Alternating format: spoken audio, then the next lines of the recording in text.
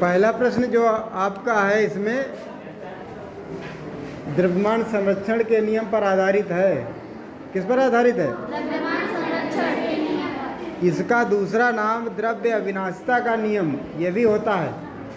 दूसरा नाम क्या रहता है? द्रव्य अविनाशिता का नियम। दो नाम पता चले? सर, पहला है द्रव्यमान संरक्षण का नियम, दूसरा है द्रव्य मान अविनाश अविनाशिता का नियम। क्या है? द्रव्यमान अविनाशिता का द्रव्य अविनाशिता का नियम। इन दोनों का मतलब एक ही है। ये दोनों मतलब ये दोनों ये कहते हैं कि द्रव्यमान ना तो नष्ट किया जा सकता है और ना उत्पन्न किया जा सकता है। क्या इसका मतलब है? ना तो नष्ट किया जा सकता है ना उत्पन्न किया जा सकता द्रव्यमान ना तो नष्ट किया जा सकता है और ना है। उत्पन्न किया जा सकता है। जितना पहले होगा उतना ही बाद में होगा। बाद को होगा। इसमें कोई बदलाव नहीं होता है। तो उदाहरण मैं आपको बताऊं, जैसे कि पानी आप लोग पीते हैं, कितना पानी पीते हैं एक दिन में? 4-5 लीटर। तो इतना आपका वजन डेली बढ़ना चाहिए कि नहीं? डेली आप पीते हैं इतना पानी, इतना पानी पीने के बाद आपका इतना वजन डेली क्या होना चाहिए? लेकिन बढ़ता नहीं है। कारण क्या है कि वो हमारे शरीर में आता है और हमारे शरीर में काम करता है, परिवर्तन होता है और फिर बाहर निकल जाता है। कई तरह से ये परिवर्तन होता है, एक तरह से परिवर्तन नहीं होता है। तो परिवर्तन होने से इसका द्रव्यमान इधर उधर परिवर्तित होता रहता है। तो ये इसमें जो दिया गया सवाल में वो समीकरण दिए गए हैं और उनके पदार्थों के सूत्र मालूम होंगे तभी वो समीकरण लिख पाएंगे। तो पहला क्या दिया गया है?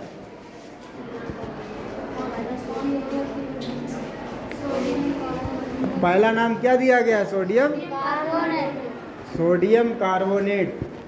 ये हमने लिख लिया है, सोडियम कार्बोनेट। फिर क्या दिया गया है? एसिटिक अम्ल। क्या दिया है? जो सिस्टम है, सिस्टमेटिक है, उसको आप बताइएगा। देखिए दो चीज़ें हैं इसमें, अभिकारक दो और बाकी सब चीज़ें होंगी उत्पाद। अभिकारक तीर के निशान के लेफ्ट हैंड साइड में लिखा जाता है और उत्पाद राइट हैंड साइड में लिखा जाता है, आगे लिखा जाता है। तो सोडियम कार्बोनेट के साथ और क्या है? एसिटिक अम्ल।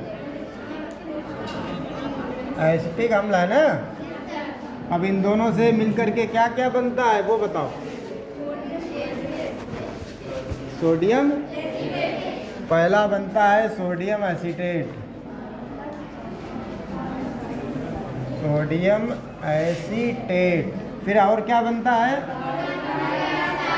कार्बन डाई, वो भी आपको लिखना पड़ेगा। जो भी बनता है, कार्बन डाई ऑक्साइड। और क्या बनता है?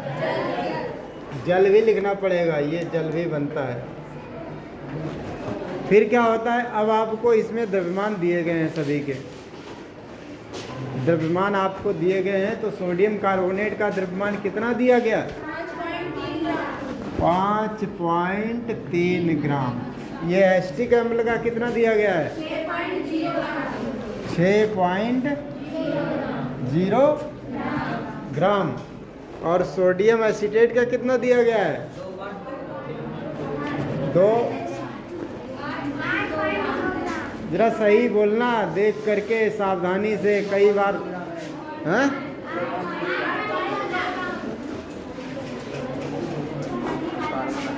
इसको देखना पड़ेगा आपको। सोडियम ये है 5.3 ग्राम सोडियम कार्बोनेट, वो आपने लिख दिया। उसके बाद है एसिटिक अम्ल 6 ग्राम।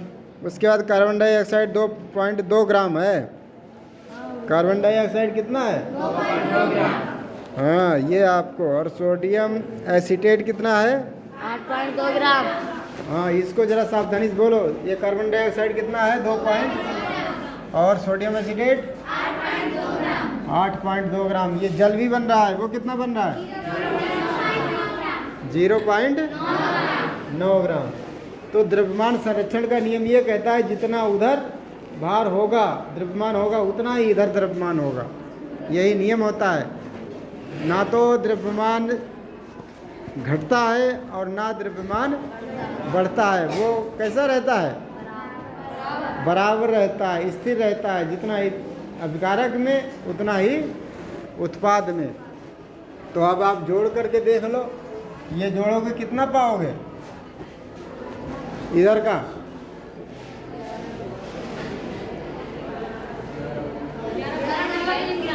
11.3 ग्राम। अब आप ये उत्पाद है, ज़रा इनका भी जोड़ करके देख लो कितना बनता है। जोड़ करके बताओ।